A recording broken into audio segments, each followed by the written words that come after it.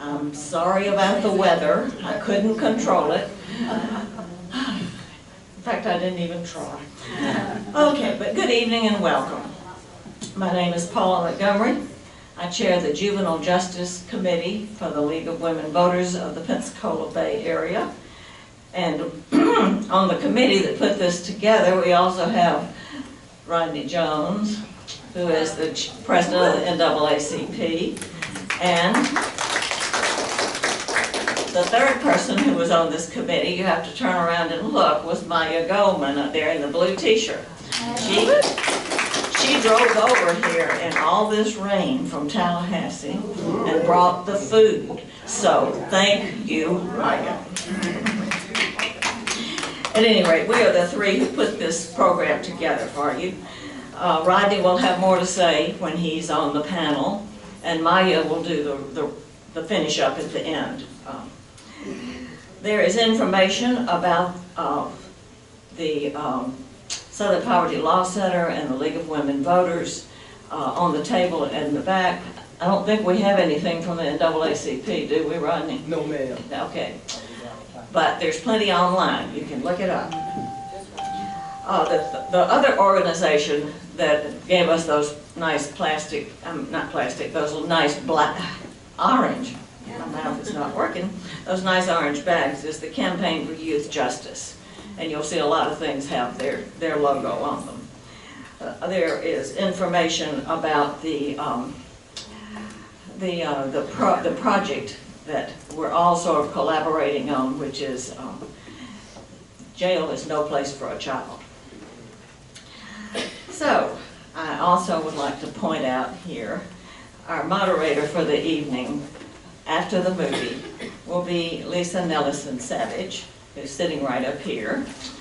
She is the executive editor of the Pensacola News Journal.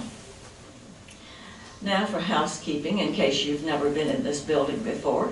If you need to go to the bathroom, just go through that door, go down the hall, go around the corner, and it's down there. You'll find it. I don't believe that we have any elected officials in the audience tonight, do we? I don't see anybody. We do owe a debt of gratitude to all the people who went to the trouble, the time, the money, the energy, the effort, and the personal exposure to run for office. And we need more people to do that. There are some elected offices in this area that have been held by the same person for decades. We need somebody who is willing to run against people who have just held the same office forever. So, no names mentioned.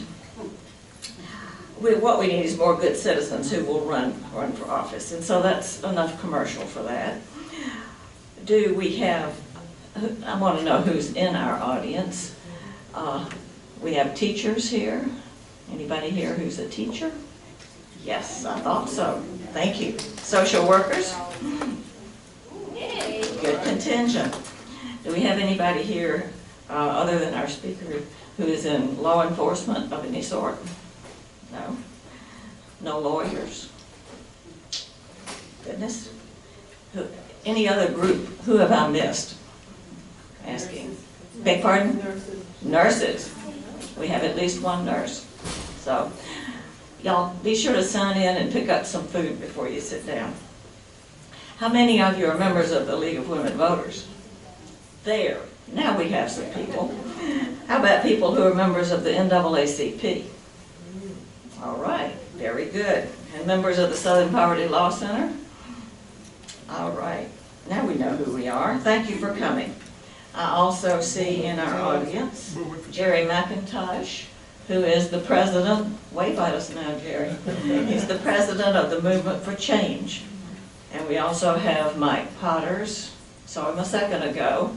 He is our local coordinator for the Move to Amend organization. You may realize this is a totally nonpartisan evening. We're not representing any political party. What we want is good government, fair government, equal justice for all, and appropriate treatment for kids who make mistakes. To that end, since this is what we want, everyone needs to vote. Fortunately,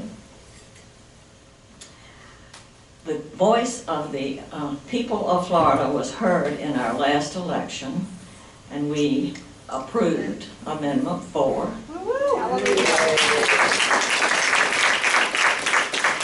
And we said we want 1.5 million of our citizens to be able to vote. So your votes counted, and I thank you. Now, what are we doing here this evening, other than having me talk to you?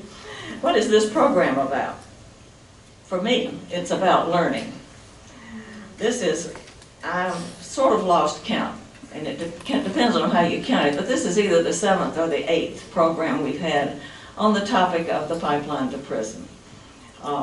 So some of you have been to all of them.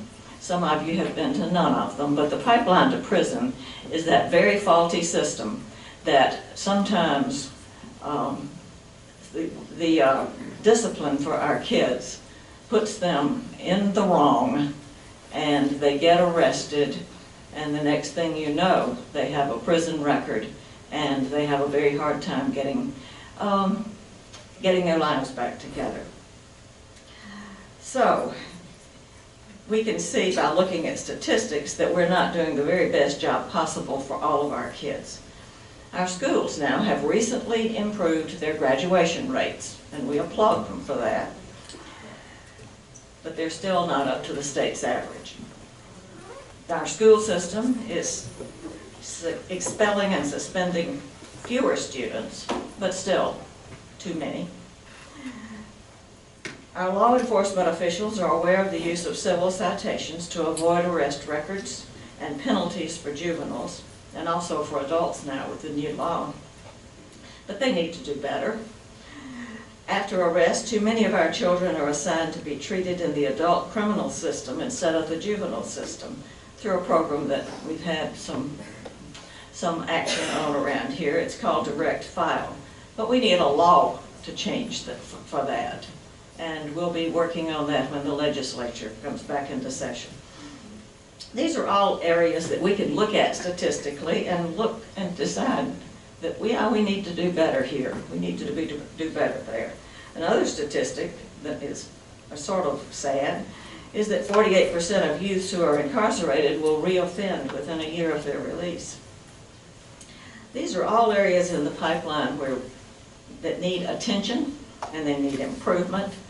And you and I know that we can do better than that. We will have more programs that look in depth at more of these areas and more ways to address them. Tonight, we're going to see a film that lays out the problems faced by a couple of kids who got into trouble and the impact it's having on their lives, their souls, their spirits, their communities, their families, and their futures. But also the film shows us two places in the country, one in Florida and one in Louisiana, where new thinking seems to be working to improve the outcomes for at-risk kids. So what can we learn from their success? Our panel will briefly discuss the impact on kids' brains of living in constant stress, how it rewires them to be unable to focus and learn and use good judgment, and how the Lakeview Center is involved with mental health in our troubled kids. We'll also hear how the schools are working, except that Carol is not here, and so we won't hear so much from the schools.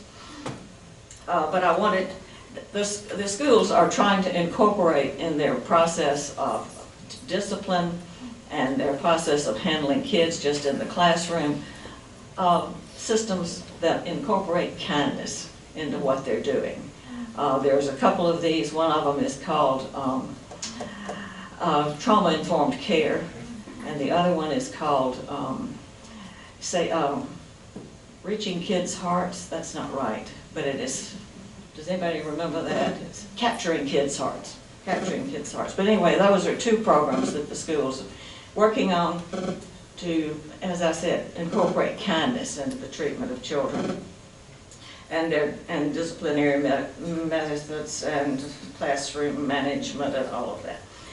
We'll also hear about how the Department of Juvenile Justice evaluates kids and assigns them to programs to help them to adjust.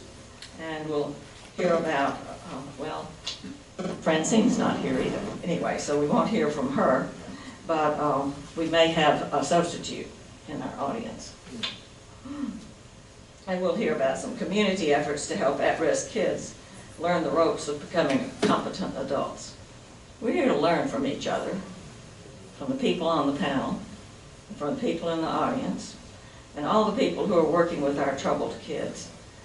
I realize I've been talking entirely too long here, but I wanted you all to know that we're here to learn from each other. We're not here to accuse or complain, but to learn how it works so we can work together and make things better. And I'm warning you that when the legislature is in session, if I have your email address, I'm going to be asking you to get in touch with your congressperson, your legislator.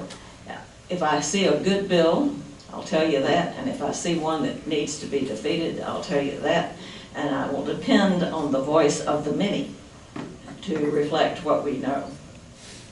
So, you will hear from me. I have cards which will be given to you. If you have a question you would like to ask the panel, I would ask you to write it down on here, and after the movie and after the introduction of the panel, and they each have a few words, then we will be taking the questions and the panel will answer them. Any questions? Good. It's time for the movie.